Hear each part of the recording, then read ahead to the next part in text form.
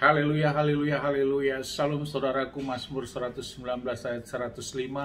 Firman Bapa ya pelita bagi kakiku, terang bagi setiap jalan-jalanku. Renungan pagi KPI Mayim Kaim pada hari Kamis tanggal 24 November 2022 atau pada tanggal 30 Kesvan 5783 diambil dari kitab Hakim-Hakim 21 ayat 3:25 yang berkata demikian, saudaraku. Pada zaman itu tidak ada raja di antara orang Israel. Setiap orang melakukan apa yang benar menurut pandangannya sendiri. Saudaraku, perikop yang baru saja kita baca dalam renungan pagi di dalam pembacaan Haftarah ini adalah tentang permasalahan kelangsungan hidup keturunan Binyamin. Saudaraku, 11 suku dari bangsa Israel melakukan peperangan terhadap satu suku, yaitu suku Binyamin ini, saudaraku.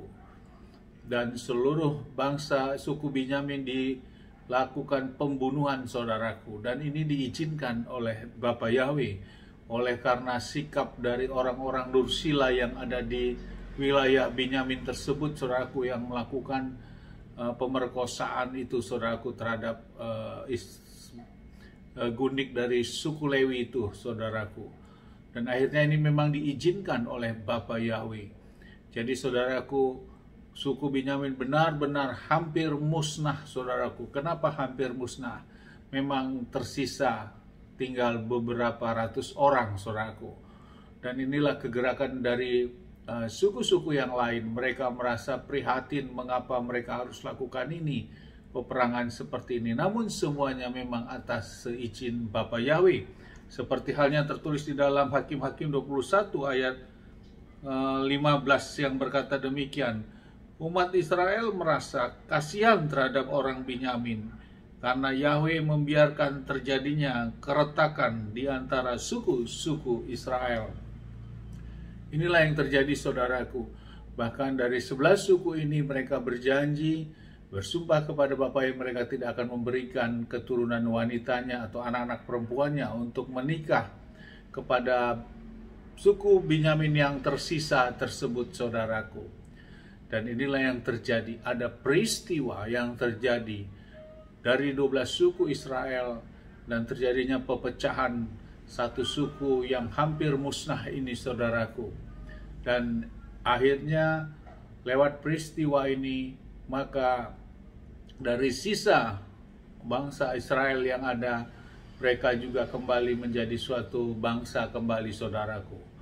Dan lewat di posisi kejadian ini tidak ada raja di Israel, sehingga sesuai dasar firman tadi bahwa pada zaman itu tidak ada raja di antara orang Israel. Setiap orang melakukan apa yang benar menurut pandangannya sendiri.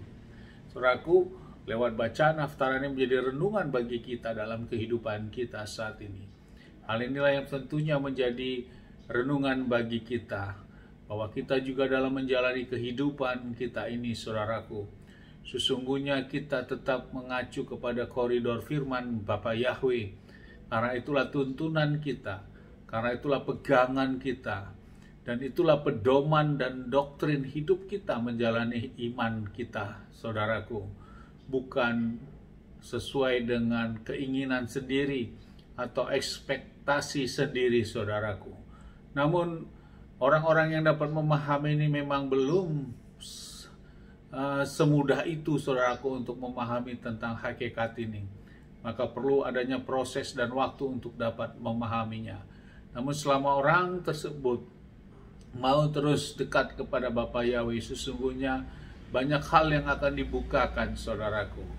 Namun yang menjadi penting dalam pemahaman ini, menjadi basically adalah bahwa kita tahu sebagai dasar hukum Bapa Yahweh, mulai yang terbesar sampai pada jabaran dari hukum Bapa Yahweh, mulai kita mengasihi Bapa Yahweh dengan segenap hati dan segenap jiwa dan dengan segenap akal budi kita, kemudian mengasihi sesama manusia. Kemudian ada 10 perintah Yahweh Elohim, dan terus diturunkan kepada perintah-perintah yang lainnya. Tentu ini menjadi tolak ukur atau standar kita untuk menjalani kehidupan di zaman kita ini, saudaraku. Dan itulah tentu menjadi koridor yang mengatur kehidupan iman kita. Namun hal yang menjadi penting saudaraku, bahwa di dalam menjalaninya tetap kita harus ada rasa damai sejahtera, ada sukacita, dan juga ada kerendahan hati. Karena sesungguhnya itulah menjadi gambaran 9 buah roh itu menjadi pedoman dalam kehidupan kita. Apakah kita benar-benar sungguh-sungguh masuk dalam kebenaran Bapa Yahweh. Namun dari 9 buah roh itu, bila ada sesuatu hal di dalamnya yang masih bergejolak dan bertentangan, tentu itu harus segera dibereskan saudaraku, untuk menjalankan hukum Bapa Yahweh yang sudah Bapa Yahweh tetapkan. Mari saudaraku, janganlah kita memposisikan seolah-olah menjadi eksklusif, memakai aturan-aturan sendiri, sama seperti bangsa Israel pada waktu itu. Seperti dalam kitab Hakim-Hakim ini, mereka dikatakan bahwa setiap orang melakukan apa yang benar menurut pandangannya sendiri. Menurut pandangan saudara mungkin benar, tapi menurut pandangan orang lain tentu belum tentu benar. Menurut pandangan saudara bahwa Anda lah yang paling tepat, namun pandangan orang lain belum tentu. Namun pandangan yang tepat adalah, mari kita kembalikan kepada Dafar Elohim, firman Bapa Yahweh. Amin. Sukses besar buat kita semua. Maju terus dalam iman. Dan teman saya berdoa, Bapa yang memberkati menolong kita semua dimanapun kita berada. Bapa yang menyinari wajahnya kepada kita, berikan kita kasih karunia.